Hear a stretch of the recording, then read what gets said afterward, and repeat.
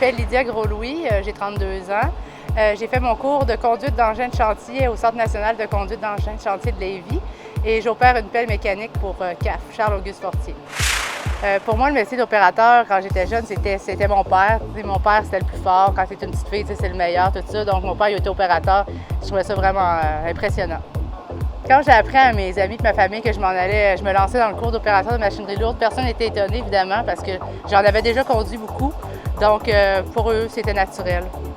Moi, ce qui m'a encouragée, les personnes qui m'ont encouragée durant mon parcours scolaire, c'était vraiment l'équipe de 7 à qui on était. On était 7 étudiants ensemble.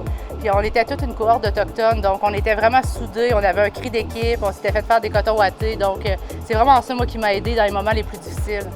Ce que j'ai à donner comme conseil, c'est pour se lancer dans un métier masculin, dans un cours, moi, j'aurais aimé ça le faire avant, j'aurais aimé ça le faire à 20 ans, même avant. C'est que j'avais peur de ne pas être acceptée dans un groupe d'hommes, j'avais peur de ne pas être assez bonne, mais on a tellement de qualités que les hommes n'ont pas, qu'on peut apporter dans une équipe, faire la différence, puis souvent on est même meilleurs. Moi, j'ai un petit slogan que je dis toujours chaque matin, c'est une autre journée au paradis. J'aime tellement ça, c'est comme un jeu vidéo. Moi, j'étais assise dans mon petit bureau mobile avec l'air climatisé, j'ai ma musique, je suis dans mon monde. C'est un beau métier. Bien, il y a beaucoup de chargement de camions, nivelage. Ensuite, on déplace des montagnes. Bien, les outils, c'est la machinerie, mais avant tout, c'est des bottes, un casque, un dossard puis des gants.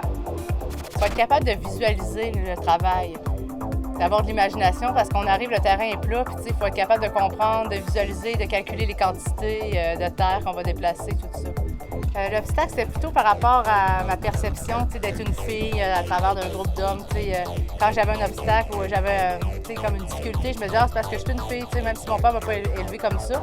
Mais il faut pas lâcher, puis il faut persévérer parce que de jour en jour, on devient meilleur. Moi, je vous dis que si ça vous intéresse, un domaine qui vous passionne, lancez-vous. C'est merveilleux comme métier. Moi, ça me passionne, puis je suis vraiment heureuse là-dedans.